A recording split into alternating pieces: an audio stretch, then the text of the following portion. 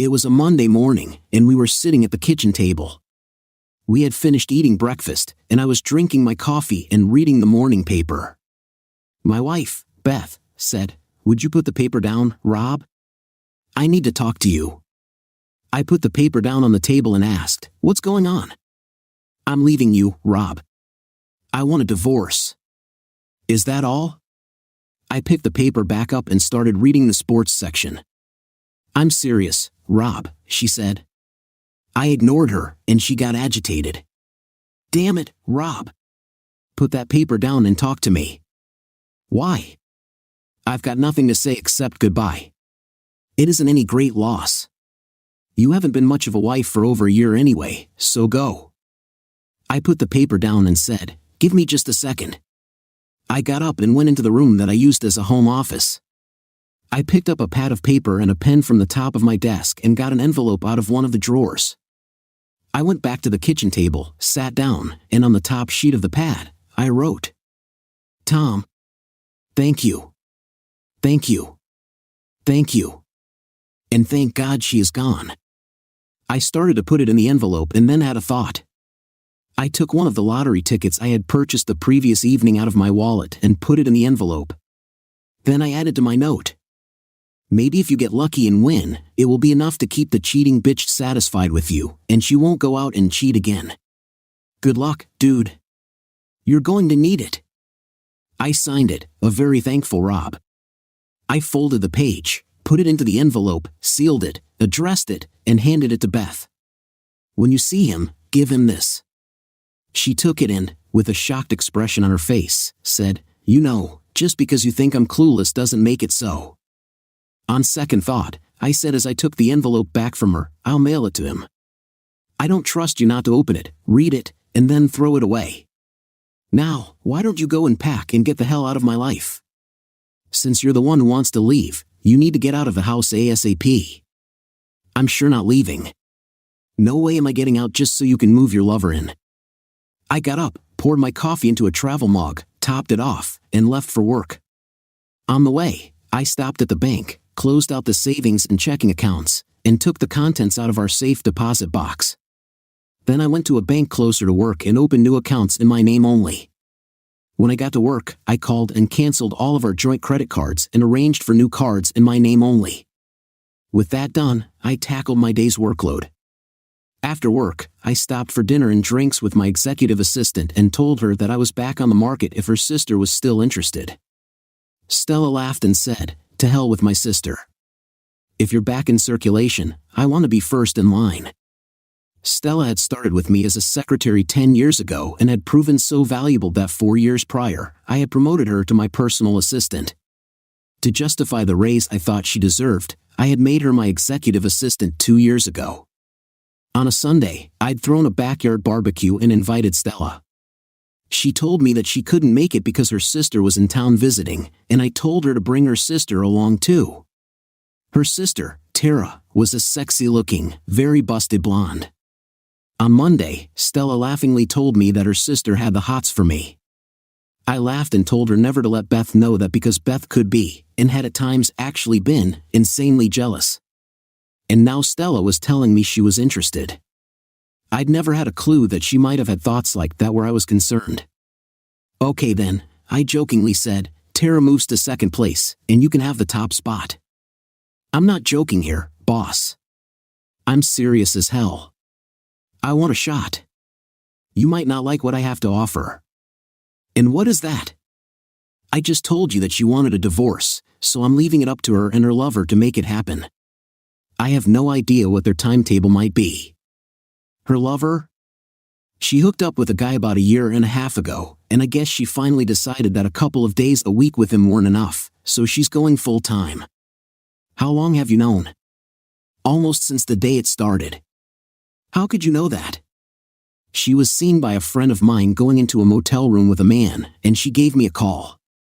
I put a private detective on Beth for a week, and he got me all the information I needed. A year and a half, and you did nothing about it? What was I supposed to do? Get all pissy about it and turn my life upside down? This state is no fault. Everything would have to be split 50-50ths, and I would have had to sell the house and split the proceeds with her. I would have had to give up the pool, the hot tub, my woodworking shop, and my 3-car garage, and move into an apartment somewhere. No, thank you. I decided to just ignore it and let her cook for me, do my laundry, and clean the house. How could you stand being around her knowing that she was cheating on you? You'd be surprised at how quickly love can turn into hate and then hate into indifference. I can't believe that a healthy guy like you could go a year and a half without sex. I didn't go without. As long as Beth still offered, I still took. And she did still offer, although the frequency did drop some. I wouldn't touch her on the days I knew she had been with him, but other than that, the only change was that I stopped making love and started just having sex. Do you have any idea why she did it? Not a clue, but he probably wasn't the first one. You think she has had other lovers? I have no way of knowing for sure, but what I do know is that in the 10 years we have been married, she has gone into a certain sort of mood 4 times that I can remember. 4 times that she has behaved like this since she started seeing the guy she's with now. It's only a guess on my part, but I'd almost bet that the other times were for the same reason. If she hadn't been seen and I hadn't been alerted to what was going on, I would have taken the recent mood as just another one of those female things. I may be all wrong in my thinking, but it really doesn't matter. I know about the one, and that is all I need to know to understand that she is a cheating witch. What are you going to do now? Wait. Wait for what? To see what she is going to do. She is on her own now. I've cleaned out the bank accounts, canceled all of her credit cards, and told her to get out of the house. She wanted a divorce, so I'm leaving it to her to get it. Since she doesn't make enough to support herself and still pay an attorney, she will have to get the money for the attorney from her lover. I don't know if you will give it to her. I'm assuming that they talked it over before she hit me with it, but I have no way of knowing. What I'm saying here is that if you are really interested, you will be running around with a married man who has no idea how long it will be before he is divorced. You're not thinking too clearly here, Rob. How so? If she goes for the divorce, she is in control. You will get served, and it could be bad. You have no idea what she might do. You could be ordered to vacate the house and maintain her pending hearings. What if she files and claims that it is because of mental and physical cruelty and gets a restraining order keeping you away from her and the house? You need to be the one setting the pace, boss. You need to be in the driver's seat. Make her respond to you, and not the other way around. Besides, you filing helps me help you. How? If you were going to wait and let her file, what if she doesn't? What if lover boy won't give her the money to do it? That would put us in a position of committing adultery, and she could use that against you somewhere down the line. You say she cheated, and she says, so what? You did too. If you file, you're saying that as far as you're concerned, the marriage is over, and what you do from that point on is none of her business. From a strictly legal point of view, you will still be legally married until the divorce is final, and taking up with me would still technically be adultery, but no court would use it against you as long as it was something that didn't start before you separated from Beth. So, from where I sit, I need to stay away from you until either you or Beth gets the legal ball rolling. If we wait on her, it could be years or it could be next week. But with her controlling things, if you do it, it could be as soon as this weekend. If you could get to see an attorney early tomorrow, you could conceivably have Beth served by Thursday, and that would give me the weekend to work on hooking you up. Hooking me up? Damn straight, boss. What good does it do to be first on the list if you don't take advantage of it? She was right, and I knew it, so I took out my cell phone and used speed dial to call Josh. Josh and I had been friends since the 3rd grade, and he was now an attorney who practiced family law. Family law was a polite term for divorce law. When he answered, I told him I needed his legal services and explained my problem. He was sorry to hear it because he and his wife Sally were friends of ours, and he liked Beth. But he told me he would get on it as soon as he got into his office in the morning. He also told me to stop by around lunchtime. I could sign the papers, and we could go to lunch. Then, just to be a jerk about it, I told him I wanted a restraining order. I fibbed and told him that Beth had said if I gave her any problems over her leaving me, she would see to it that her lover, Tom Noble, would straighten me out. Josh laughed and told me that he knew that was pure bullshit, but he would do it. You do know there will be a hearing within 10 days on the order, right? He asked. I know, I said. I can get it and have it served, but there will have to be a hearing before a judge will order it to remain in force. I know, and I'll be ready for it, but right now, the big thing is to get her out of the house and keep her out for a while. We have no kids, so there is no real reason for her to get the use of the house while the divorce proceeds. I'm going with the possession as 9/10 of the law thing here.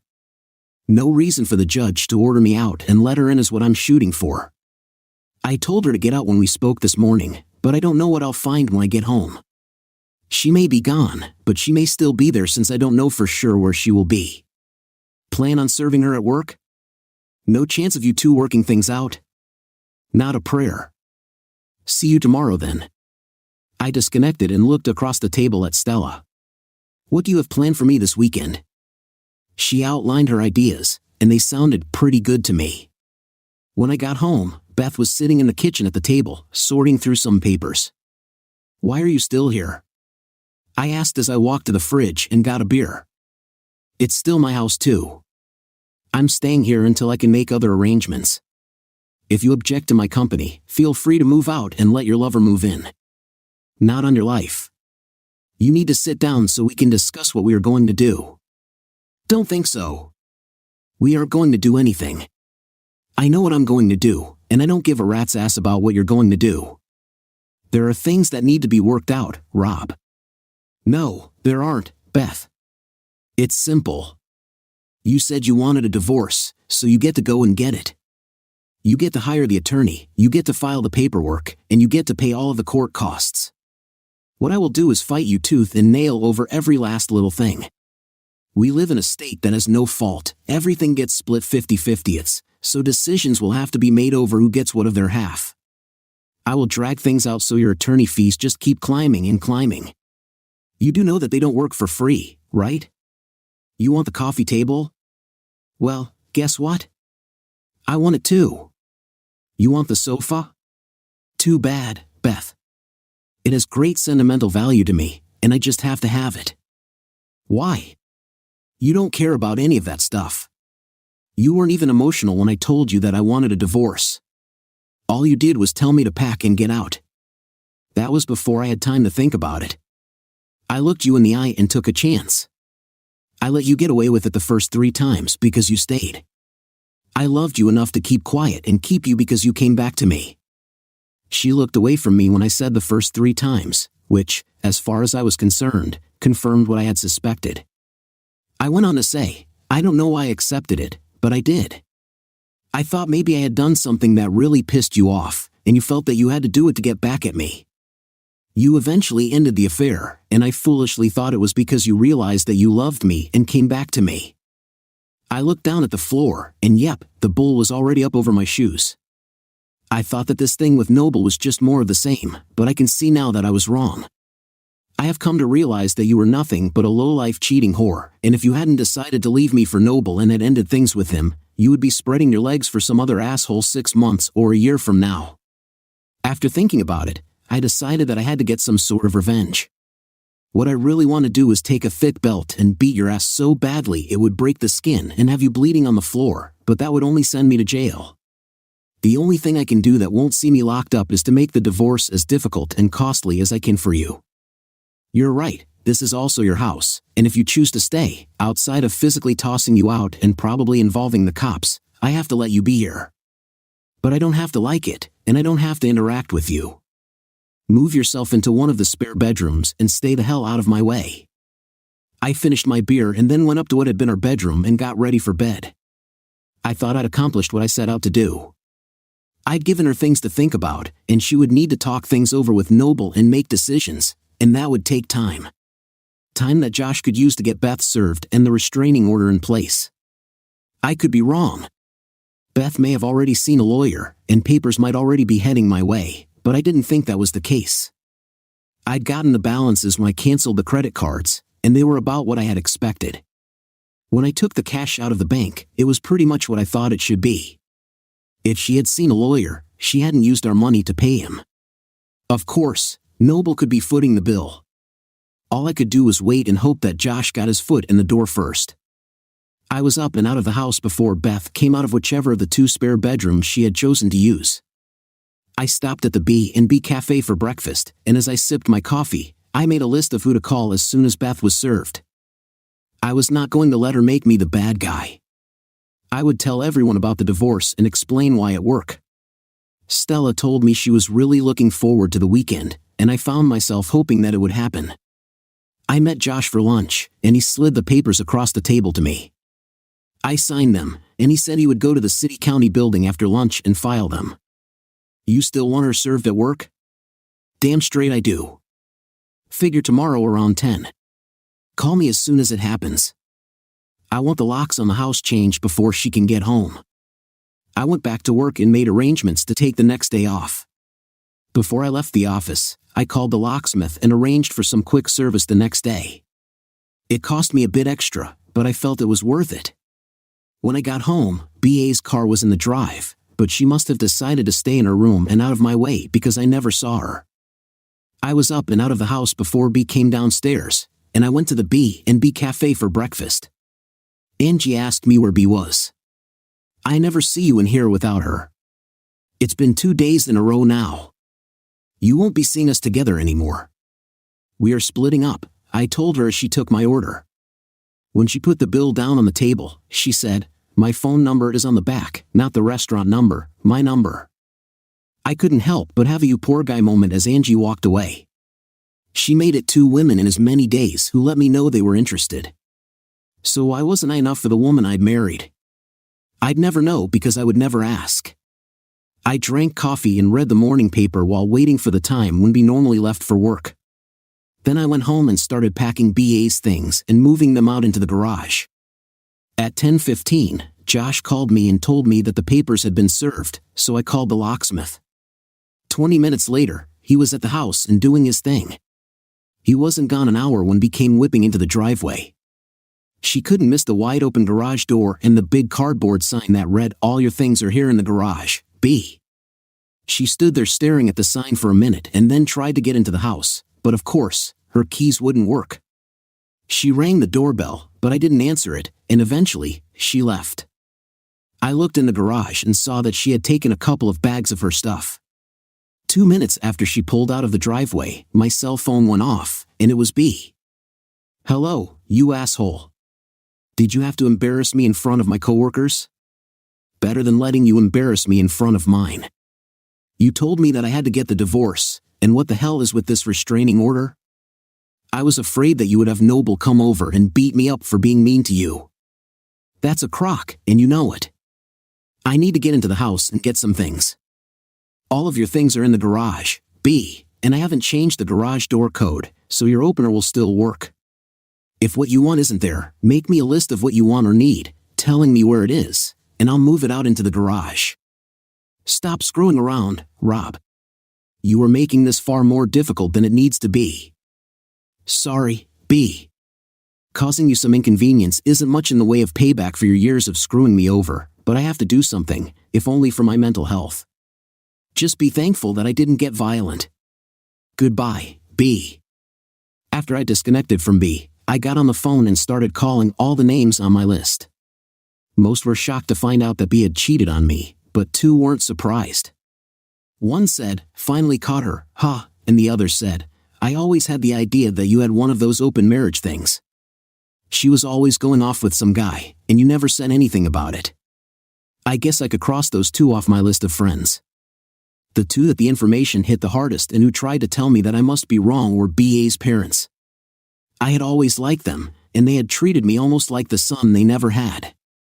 But I wasn't going to let B tell them and make it out to be all my fault.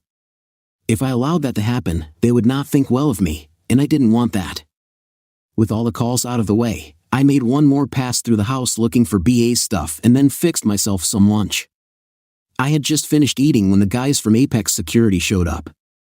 Not trusting B in the least and having absolutely no doubt that she would violate the restraining order and try to get into the house, I decided to put a security system in place, complete with cameras. When the guys from Apex were gone, I flipped a mental coin, the bookshelf I was working on in my woodworking shop or the 1934 Ford 3-window coupe that I was restoring out in the garage. The Ford one, and I got busy. Thursday at work, I told Stella that we were good to go for the weekend. She smiled and said, "Tomorrow night then, dinner and dancing to start."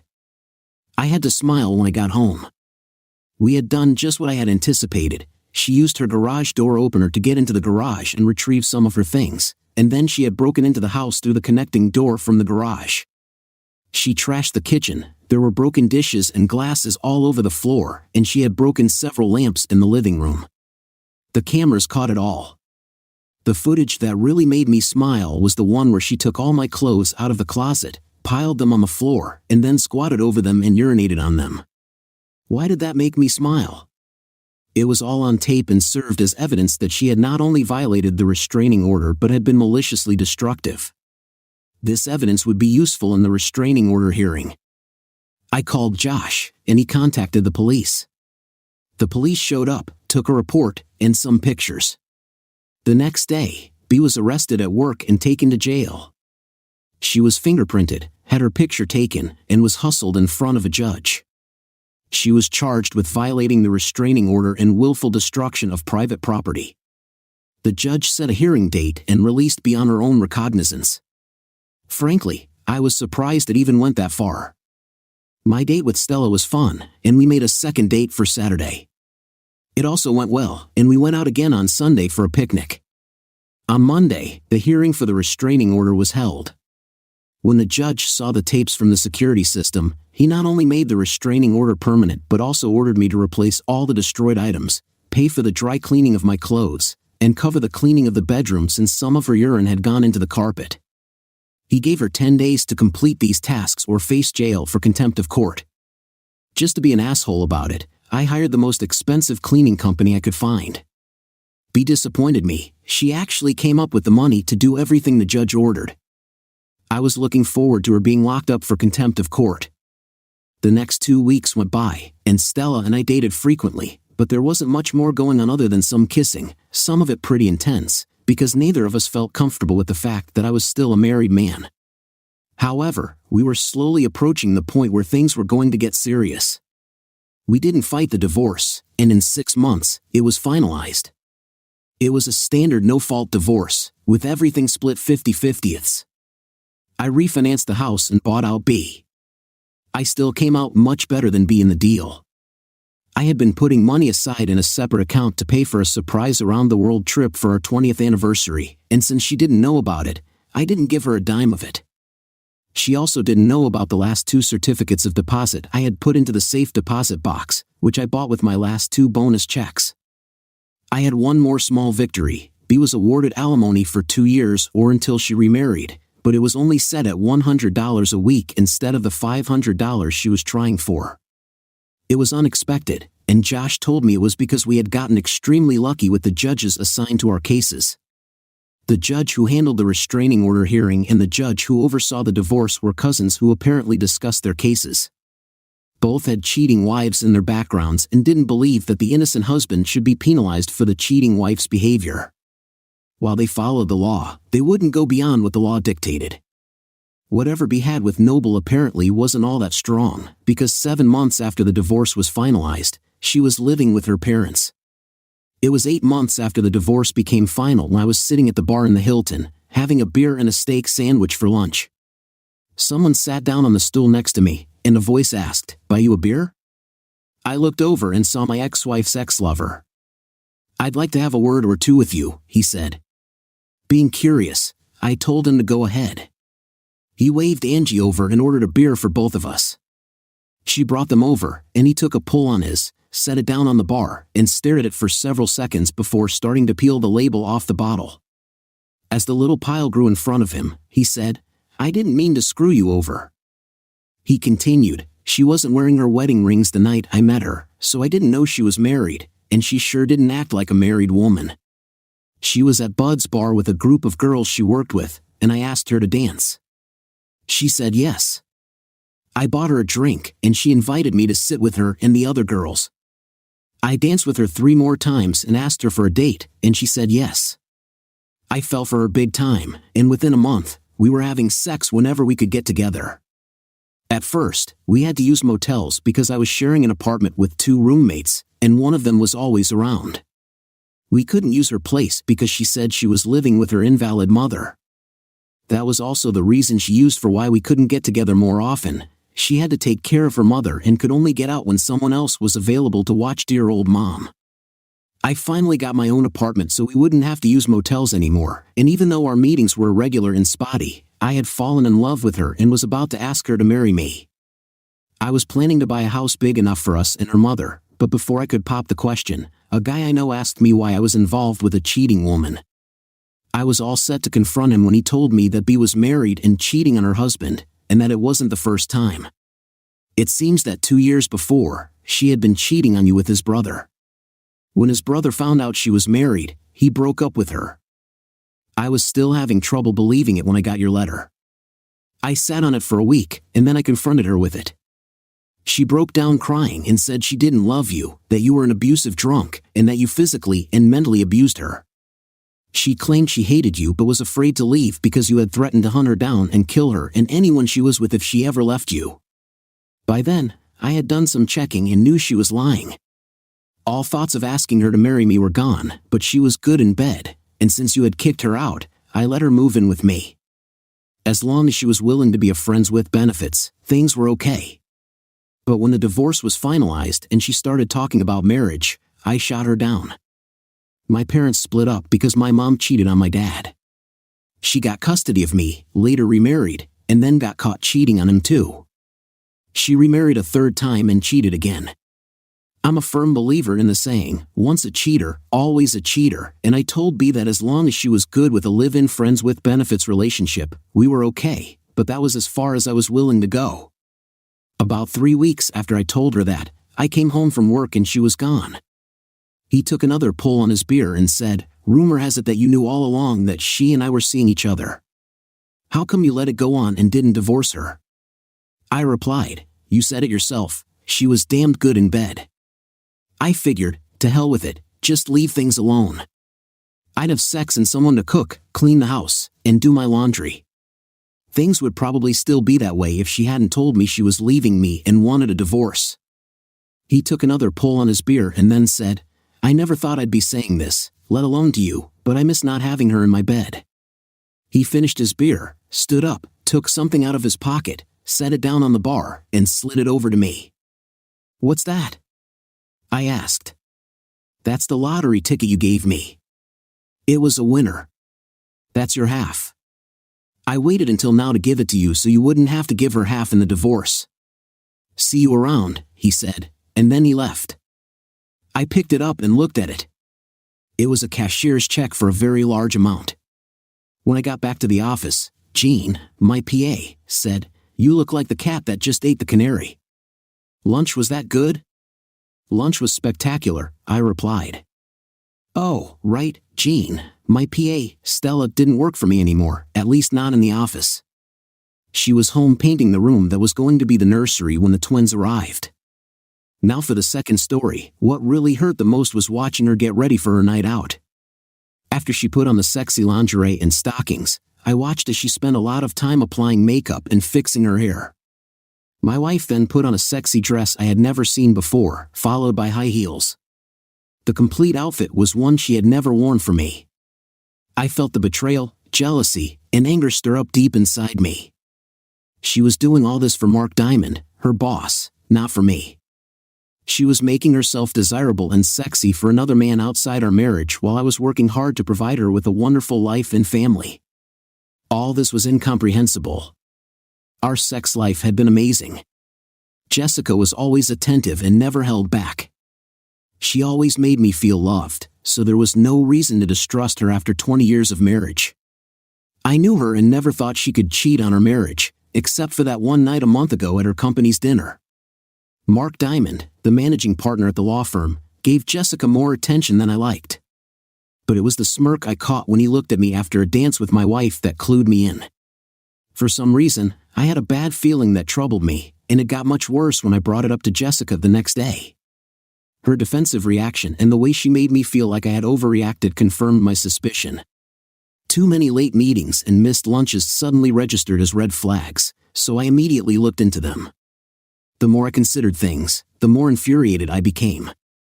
Jessica is Mark's personal assistant, Mark is the managing partner of a prestigious law firm, known for flaunting his success with expensive cars, jewelry, a lavish lifestyle, and his young trophy wife, Stella. She's a 30-year-old extremely sexy woman he traded up to after divorcing his wife of 20 years. Mark enjoys making jokes at the expense of others, and I remember at one of our outings how he made fun of my job. You see, I sell screws and fasteners to large retail chain stores. It's not a glamorous job, but I earn over $200,000 per year, which affords a nice life for my family. I give Jessica everything she wants and am able to pay for our daughter Sarah's college education. She is now in her second year. We also live in a pleasant community with good friends and a comfortable lifestyle. Granted, I wasn't a power broker or making $1 million a year like Mark, but we were happy, at least, I believed we were. Anyway, the night he decided to make fun of my job in front of my wife and others really pissed me off. Not just because he was being an arrogant jerk, but because of the way my wife defended him after I got angry at being humiliated. So, Johnny, how's the nut and bolt business? I bet you get screwed a lot. Ha ha. It must be fun working at Home Depot every day. When I saw Jessica laughing, my blood boiled. I walked away without saying a word. To her credit, Jessica came over and asked me what was wrong. When I told her, she tried to downplay the matter. Oh, baby, he's just kidding around. He likes to have fun. You shouldn't take things so personally. Come back with me, he's really a nice guy. Against my better judgment, I stayed at the dinner for the rest of the evening. Looking back, I should have seen the signs. Now I realize I may have missed some danger signals. Hell, I'm nobody's fool, and I would not sit quietly. I can understand the attraction to Mark from others. He's the alpha, the large, strong, good-looking man, the rich partner of the firm, the one everybody wants to be around. Jessica was his closest ally in the firm, his valued and trusted right-hand person. Everything was adding up. It didn't matter that he had a younger, sexy wife. To an arrogant guy like Mark, he wanted it all, and claiming another man's wife was definitely on his scorecard. Over the next week, I acted quickly to find out if I was crazy or if my intuition was correct. After the 6 audio recording devices and 5 video cameras arrived, I started my plan of action. The first video camera was in the smoke detector on our bedroom ceiling. The next 2 cameras were set up at different angles in the bedroom to capture a full view. I placed the others in the master bathroom and living room. All the video cameras had a live feed option up to 8K recording and a wireless link back to a dedicated computer, which I set up in the attic, all remotely controlled with my phone app. Besides the video, the audio devices were unique. One of the audio devices was enclosed in a pen, which I placed next to the kitchen phone. Another one I placed inconspicuously in her car. I placed the other standard recording devices in her 3 favorite purses and one behind our bed. With this setup, I should be able to capture at least 90% of her conversations and any activity in the home. I had a bad feeling about the upcoming week when I was going on the road for my sales calls. As always, Jessica was loving and rocked my world in bed. Just like every other time I left for an overnight trip, she started with lots of kisses and sweet talk, telling me how much she loved me and wanted sex. Her intimacy and loving were something I'd always cherished, and she never let me down. It was an amazing night, and I felt so close and in love with her that I almost abandoned my surveillance plan. Fortunately, I didn't change my plans, left things as they were, and went on my trip, which would be for 2 nights. I wanted to give her plenty of time in case something was going on. We kissed goodbye, and I was on the road by 6 p.m. for my 3-hour drive to the hotel. The drive allowed me to replay the last 6 months as I tried to find anything different. Other than the 2 scenes with her boss, the smirk in his attempt at humiliating me, there was nothing different. A smile came to my face as I realized I was being foolish and paranoid. When I finally arrived at the hotel, I checked into my room and fired up my laptop. As I relaxed in the king-size bed, I took a few minutes to check my emails for work messages and then clicked on the link to the server in my attic to review the last 3 hours. I knew there would probably be nothing to see, but I needed to test the remote access system. I played the video at 3x speed until I saw my wife in the bedroom, then put it back to normal speed to enjoy looking at my beautiful, sexy wife who was making a phone call. What I didn't expect was a phone conversation an hour after I left with Mark. The video camera picked up the audio as I watched her lie on the bed, rubbing herself as she spoke with her boss. I could only hear her side of the conversation. I watched and listened as she said, "Hi, sweetheart, he's gone and I'm all alone." "Yes, 2 nights this time. When can you come over? Won't your wife ask where you're going?" "Oh my God, that's great. Can you spend the night with me? I really want to wake up next to you." "Oh yes, absolutely. I'm all yours, baby. And yes, my body belongs to you. What time will you be here?" "Then, okay. See you soon. I love you, baby." I sat there in shock. We had just made the most passionate love. She came at least 4 times and told me she loved me. Now, an hour later, she invites him over to spend the night? Who is this woman? How can she love me so much and betray me? Moments later, was he coming over tonight? For the next hour, I watched my loving wife get ready for her lover. Watching her shower, put on her sexy lingerie, heels, and makeup after fixing her hair for 30 minutes was an incredibly painful and erotic sight. I always knew she was a sexy being, and when she dressed like this, she was a vixen. The problem was that she never dressed like that for me. Anger and jealousy raged through my blood as I realized she was doing all this for Mark and not her faithful husband. I still found all this too hard to believe. Was Mark really coming over tonight, or was all this just a misunderstanding? That last question was answered a few minutes later when the doorbell rang. I watched Mark enter my house and give Jessica a passionate kiss right in front of the video camera. In real time, I had a close-up of them kissing, which made me throw up for the first time that night. "Wow, baby, you look amazing in that dress. I can't wait to rip it off that sexy body and make love to you all night," he said, giving Jessica a once-over with a big smile. The exchange between them pissed me off, but that anger turned into incredible hurt when I watched her take his hand and lead him up to our bedroom. The pain grew as I watched her undress him while he stood there with that stupid smile on his face. He was a big man with a hard body, 6-pack abs, and an impressive physique. I watched with jealousy, rage, and anger, but somehow impressed by this jerk at the same time. Jessica was a witch in heat. She dropped to her knees and took him into her mouth, bringing him to climax and then swallowing. I watched in amazement. To this day, she had never let me come in her mouth and would never swallow.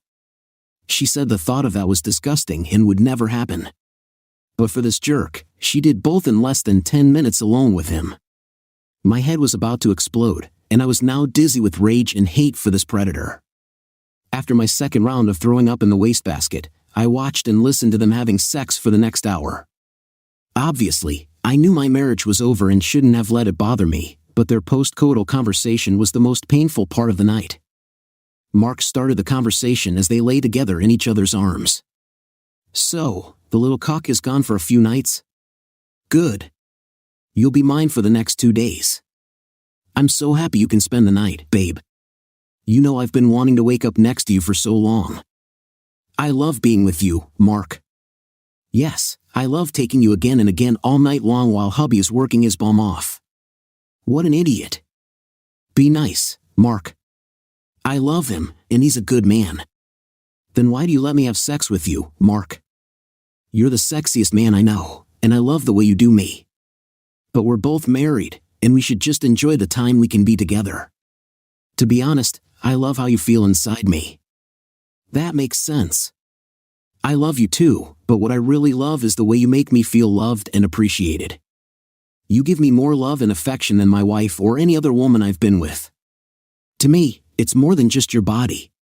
I just love how you make me feel." Jessica's words really hurt because that love he was talking about was only supposed to be for me. Now I realized she shared her love with another man. I continued to listen and watch them cuddle, kiss, and talk. "Does the cuck satisfy you like I do, Jessica? He's a wonderful lover, but no, not like you. You do things to me I can't explain." I sat there sad, hurt, with a deep feeling of loss. I shut the computer and couldn't listen to any more of this betrayal in my house in bed. After several hours of not sleeping and dealing with my anger, I knew there was a great deal of pain and revenge in my future. When I came back home, everything was normal, total love and respect as if nothing had happened. Jessica welcomed me with a big hug and lots of kisses.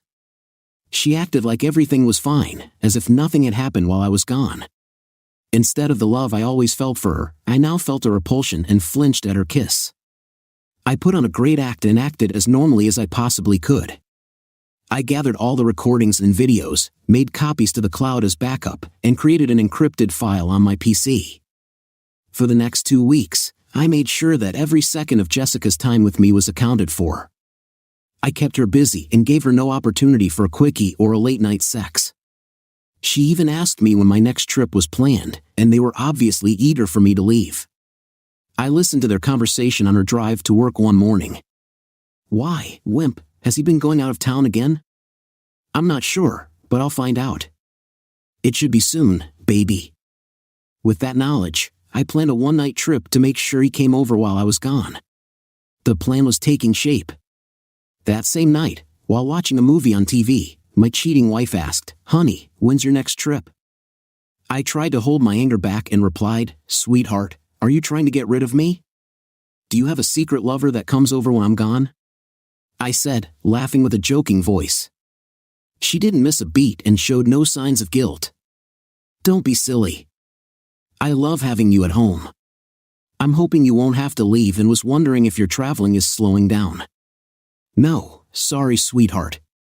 The job still requires me to travel." "Yes, next Tuesday I have an overnight set up, and I'll be back sometime on Wednesday," she said in a convincing tone. "I hate when you leave. I wish you didn't have to travel like that. I miss you so much when you're gone." Then she came over, hugged me, gave me a big kiss, and made me feel more love than I can explain. When I realized she was giving this same love to another man, I wanted to scream and throw her to the floor, but I kept my facade and continued as normal, knowing that the next week would bring my plan into action. Tuesday, I packed for my trip, and Jessica and I had our final lovemaking session. After tonight, there would be no us any longer. She gave me a wonderful kiss before I left that night, and I wondered if she noticed the sadness in my eyes as I looked at her for the last time. I saw her facial expression change and wasn't sure what she was thinking. Showtime. Instead of driving out of town, I drove back to my office and parked my car. I then went back to my desk to work late, which wasn't unusual, and the few people there never questioned my arrival. At about 7:30, the video camera started up when Mark entered my home and gave my future ex-wife another loving kiss. It was showtime. After shutting off the video camera with my phone app, I placed my cell phone in my desk drawer as I didn't want the phone's GPS tracking me during my trip. I quietly left the office, went to my car trunk, and took out the folding electric bike. The electric motor allowed speeds up to 30 miles per hour and had a range of 50 miles with no sound. I put on the black hoodie, looked around to make sure nobody noticed, and headed the 12-mile ride back to my house. My idea for the bike was stealthy, quiet, and not noticeable, and it allowed me to get back home within 20 minutes unseen. I parked the bike at the back of the house and entered through the rear sliding door, which I had rigged to remain open. Once inside, I stood silently to make sure I wasn't discovered and listened to the sounds coming from the bedroom.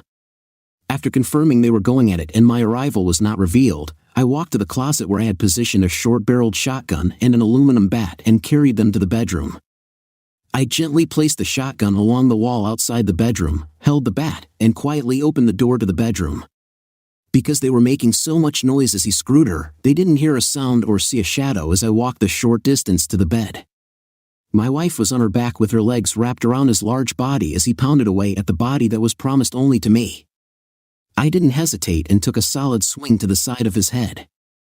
The blunt sound of metal hitting flesh was only overtaken by the sound of the 250-pound beast falling to the floor. While he was making his descent, I grabbed the shotgun and switched on the lights. Jessica then realized what was happening, looking stunned and in shock. She yelled out, "Oh God, no, please no. This can't be happening. Why are you here? You're supposed to be away." Well, 304, why are you screwing another man in my bed is a better question. Now shut the hell up and pay attention. The big man was semi-conscious and now sitting against the wall as blood ran down from the 6-inch gash the hard metal bat caused. I watched him as he regained consciousness and noticed the angry man in front of him. That hurt. Why did you do that, man? He said. Are you kidding? You're screwing my wife in my bed, and you don't think I'd react? What are you going to do? He asked, obviously nervous, looking at the gun I had pointed at him. Are you worried, big man? Are you scared the cuck will hurt you? I know you two have been screwing behind my back, and tonight is payback. I'm going to kill you, Mark. Tonight you die, I taunted. I continued, everything you've worked for will be gone, all for a little used hole. I hope it was worth it, asshole. Dude, if you kill me, you'll go to jail for the rest of your life. Screw that. We all die tonight. How does that sound, asshole?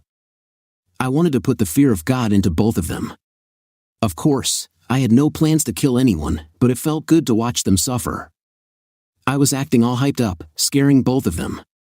Jessica was now crying, curled up in a ball, trying to cover her naked body with the bed sheet. Baby, please don't do anything stupid. I love you. I really do. Put the gun down, and let's discuss this. With an evil grin, I turned the gun on her and said, shut the hell up, 304. This is happening all because you had to find another man and screw somebody outside of our marriage. Whatever happens tonight is all on you. Look at your wimp lover, 304. He just pissed himself. I guess you're just a little boy, not really a man, are you? Shit, you should be wearing diapers, I said, sounding like a crazy person, intentionally letting them know I was out of control. They knew they were in trouble and realized they had to calm me down or I was going to kill everyone. The custom shells in the shotgun were 25% salt and 75% pepper spray. I didn't intend to kill anyone but rather to give the asshole enough pain and perhaps some genital damage to last a lifetime. I had no intention of going to jail and would kill no one tonight, but since nobody knew that, I wanted to create enough fear so that these emotions would be long-lasting in a night they would never forget. After Big Mark recovered from the hit to his head, he became brave and decided to lunge at me, trying to disarm me. I was waiting for exactly that to happen. Once he made his move, he exposed himself, and I unloaded the first round into his enormous tool and balls. The blast was loud, but his screams were even louder. The pepper spray cloud filled the air around Mark and the wound that was expelling blood from his tool. He couldn't see or breathe without choking, and the pain was like nothing he had ever experienced. I was shocked when I saw what the blast did to him. Even with a non-lethal shell at this close range, the blast ripped the flesh and filled his surrounding skin with pepper. Man, that must hurt. Several minutes later, as he sat there in pain and bleeding, I explained how things would work. I gave the big man a kick to get his attention while looking at my future ex-wife the entire time. Listen, asshole, and you too, my cheating wife. I'm leaving in a few minutes, and you will take this loser to the emergency room before he bleeds out. You will not call 911, but you will take him in your car to the hospital. You will tell no one how this happened or that I was involved. In fact, you will tell anyone that asks that I had no clue about your affair. If either of you tells them I was involved or I knew of your adultery, then the video, audio, and photos I've collected will go to Mark's wife and your partners at the firm. Additionally, a link to the website I've set up with over 2 hours of your sex scenes will be sent to everyone you know. I don't care what lies you make up for the police, but you will not mention my name and will insist that I have no knowledge of anything related to this. You will not fire my future ex-wife. She will need the job once the divorce is final. If you come after me or the 304 resists the divorce offer, everything comes out. At that point, it won't matter who gets burned as I'll go nuclear and burn everyone, including myself, if necessary. Both of you screwed me, so now it's your turn to get screwed. Take him to the hospital before he bleeds out, and remember what I said. I left the same way I came in, fixing the lock and shutting the door. I placed the bat and gun into a bag and put it over my shoulder. Quietly and without being noticed, I headed out of the area. As I rode the bike back to my office, I tossed the bat and gun into different parts of the river. Then I removed the surgical gloves I was wearing and tossed them before my return. When I got back to my office, I put the bike back in the car and was back at my desk by 9 o'clock. I then left for my trip after saying goodbye to some of the IT staff who were still working late. As far as anyone knew, my car never left the parking lot, and I was at my desk all night. It would be their word against mine with no evidence if they ever accused me. By the time I got home the next afternoon, the crap had hit the fan. Mark went in for surgery for penis reconstruction. Unfortunately for him, the closeness of the blast obliterated both testicles and damaged his penis. The surgical team worked to reconstruct the remaining piece of his penis, which ended up being less than 4 inches of mutilated flesh. His head had to be shaved for them to give him 18 stitches as he suffered a concussion from the blow. The story he gave was that the last thing he remembered was walking up to his personal assistant's home with some paperwork and then being in the hospital. He told the police that he didn't remember seeing anyone or being hit. He kept his mouth shut, knowing I could ruin him and his career. Jessica was beside herself and never said a word about the incident. All she would say was that she heard the gunshot, and when she came outside, she saw Mark lying there and brought him to the hospital because she didn't think there was time to wait for an ambulance. Neither of them could explain why he was naked, and both stuck to their stories. But Mark's wife didn't believe him, which would soon become a big problem for Mark. I spent the afternoon removing the surveillance equipment, uploaded everything to an encrypted cloud server, and disposed of the equipment. Any remaining evidence of my knowledge of their affair was now on the cloud, out of everyone's reach. Jessica came in at about 6 p.m. to find me in the living room, nursing a bottle of my good whiskey. I sat there quietly as she took a seat across from me on the couch. She looked broken and sad. I'd never seen her like this, and for a brief moment, I felt sorry for her. With tears in her eyes, she broke down and tried to explain. "Johnny, I know what you saw is bad, but what you need to know is that I wasn't in love with him. I know it looked bad, and what I said must have hurt, but you know me. After sex, I need a connection. I said those things with you in my heart. Everything was for you, baby. Whenever you left, I hated being alone, and Mark was able to keep me company. Yes, it became sexual, but it was only sex. You have to believe me." My mouth was open wide in amazement at the incomprehensible excuse she laid out. Apparently, she was screwing him while thinking of me. So many questions, so little trust. "Jessica, I hear your explanation, but I'll never get the sight of you swallowing his load out of my head. Even though you said those words of love were for me, I can't help but believe they were for Mark. It's over, Jessica. 20 wonderful years are over because of your asshole boss and your adultery. We will both have to live with your actions for the rest of our lives. Thank you for the pain and misery you've given me. I'll treasure it always," I said sarcastically. "What do we do now?" she asked, tears streaming down her face. "Well, you and I are done. I'll never understand how you did what you did to me or why. I'll have to live with that forever. There's no way I can ever forgive what you've done. But I'll keep my promise and not reveal your infidelity. Sarah and your parents will never know what kind of mother and daughter you have become. I'll let you explain why we're getting divorced, but I warn you, do not make me the bad guy.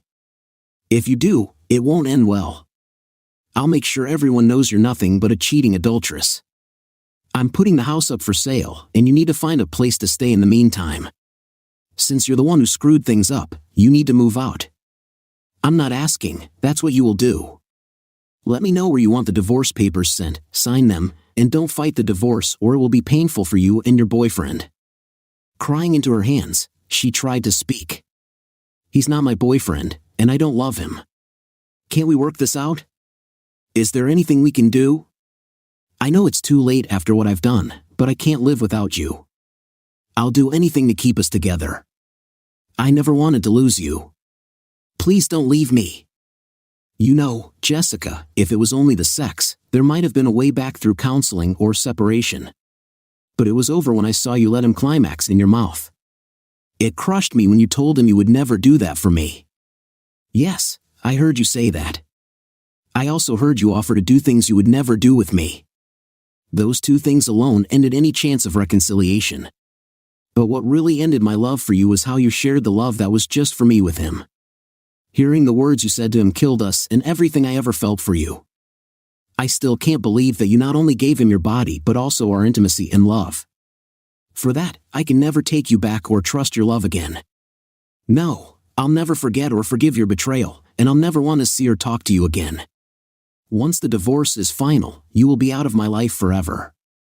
As for the asshole, if he does anything to piss me off, I'll ruin both of you with no notice or warning." After several hours of begging me to forgive her, she left the next morning and stayed with her mom and dad until the house sold. Over the next week, the police interviewed me and tried to get me to admit my involvement. I got a lawyer and told them that unless they produced some evidence of my involvement, I would no longer answer questions without a warrant. Since there was no evidence and I had an alibi, they left me alone. The incident was eventually listed as a random burglary and assault. Jessica and her family called and begged me to reconsider. They told me she loved me and couldn't live without me. They asked me to forgive her, to work things out through counseling, and so on. I never returned their calls or opened the door when they stopped by. I changed my phone number and had no contact with any of them. Yes, it killed me to lose her. Every second away was painful. But the memory of her betrayal and how she gave her love to another man was something I could not get over. Jessica was now a 42-year-old single mom living on her salary in a one-bedroom apartment. The pleasant life she had enjoyed was gone. Her daughter and family figured things out and weren't happy with Jessica and her choices. They blamed her for the failed marriage. Jessica was now alone since Mark was more interested in saving his own marriage. Mark treated her poorly at work and blamed her for his physical and marital problems. He could not work with her any longer and moved her to the administration area at the same pay. Her new job was tedious and boring, and she no longer had the prestigious position of working with one of the partners. The word got out that she was one of Mark's ex-girls, and she was treated accordingly. Now with a job she hated, no prospects of moving up, no friends, no husband, and a family that blamed her for the divorce, she began to spiral into depression. She cried every night alone and missed Johnny with every fiber of her being. Her heart ached almost all the time, and she constantly thought about her actions and her loss. Sarah tried to help her mom, but there seemed to be no way back. She watched as Jessica lost weight. Jessica wasn't eating properly and was drinking heavily every night. She refused to take care of herself, saying that without Johnny she had no reason to care any longer. When Sarah reached out to her dad for advice, he felt sorry for her situation but could never get over the betrayal and never spoke to Jessica again. Stella put things together and made Mark's life a living hell. She made him move into one of the guest rooms and he paid dearly for his infidelity. Stella ended up dating several younger men and kept Mark around to pay all the bills. She agreed to be at his side as eye candy for company events or business meetings, but they lived separate lives. Mark would never have sex again or have a woman to love for the rest of his life. He would live with the consequences of that moment when his entire life changed, all because of his desire to take another man's wife. He was able to keep his penis, albeit much smaller than before. Unfortunately for him, he lost all sensation from the nerve damage and also lost both of his testicles after the gunshot obliterated them that fateful night. His anger toward me was epic, and he wanted to hurt me in the worst way, but nothing happened for several months. Later that year, I was out with my workmates for drinks when I was jumped and beaten outside the bar until my buddies came out to help. The attackers left before the police arrived, and I spent 2 days in the hospital with broken ribs and 20 stitches. I believe they wanted me dead, and if not for my friends, I think they would have succeeded. I knew this was revenge for Mark, and I wasn't at all surprised. 6 weeks later, I was feeling much better and made a call to Mark's office. "Mr. Diamond, please," I said to his secretary. "I'm sorry, he's in a meeting. Can I take a message?" "Yes, please tell him to meet me at 1 p.m. this Friday at the French Deli across the street." "I'm sorry, sir, I don't make appointments for Mr. Diamond." "Just give him the message. Write this down, 1 p.m. Friday, French Deli. He'll know what it means. Thank you." On Friday at lunch, I sat at a table facing the door. When Mark walked in alone, he saw me and walked over to the table. "Sit down," I said. "What do you want?" he demanded. I ignored his outburst and spoke. "Thanks for coming today. Your men did a good job on me, but unfortunately for you, they didn't finish the job. Since you didn't listen to my warning about any revenge on me or my family, you forced me to act." I handed him a folded piece of paper. "Here is a link to the website that's currently set up just for you, asshole." Don't bother trying to shut it down, as it's being run out of Syria with 3 redundant servers at different locations. It's untraceable. Even if you were to find the first location, there is 0 chance of finding the other 2 sites. What I'm saying is that you're screwed, and I own your skin. That is the website address. Check it out when you get back to your office. I blurred out Jessica's face so she doesn't have to pay for your sins. She has suffered enough already. Now, after you view the website, I want you to think about how your firm will view your actions, how your wife will react, and how your children, friends, and family will feel after seeing the 2 hours of sex videos. I plan to have them posted on several popular porn sites along with your name, profession, address, and phone number. His anger was rising. Look, you've already screwed up my life, and I'll never be the same again sexually. Just stop this or I promise you'll go missing. You see, right there, that's the reason we're here today, Mr. Diamond. I want to put an end to this. You've taken away the most precious thing in my life, my wife. You've destroyed our 20-year marriage, and I can't allow you to walk free. I'll take the risk of being taken out as you put it, but I intend to get my revenge for the beating your men gave me. Okay, settle down. What do you want for this to go away? 2 things, non-negotiable. You will stop any revenge on me or anyone I know, including Jessica. You will deposit $1 million into this account by the end of the day Friday. If the funds are not in the account by 9 p.m. Friday, I'm taking you down. I know what you're worth and I also know what I can get in a lawsuit. So, this paltry amount I'm asking for should be considered a gift. If I agree, how do I know you won't destroy me anyway? You won't. I'm a man of my word, and you'll have to trust me. I will tell you that if you don't do this, there is a 100% chance this site will be famous by Saturday morning. By the way, do you know how I found out about your affair with my wife? No, I was wondering about that. Well, at your last company dinner, I caught your smirk after that dance with my wife. Your arrogant smirk set off an alarm that led me to investigate your affair and your ultimate demise.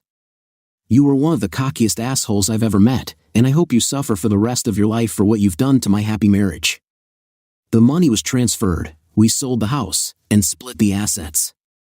Jessica would have enough funds to live a comfortable life as long as she continued to work or found another husband.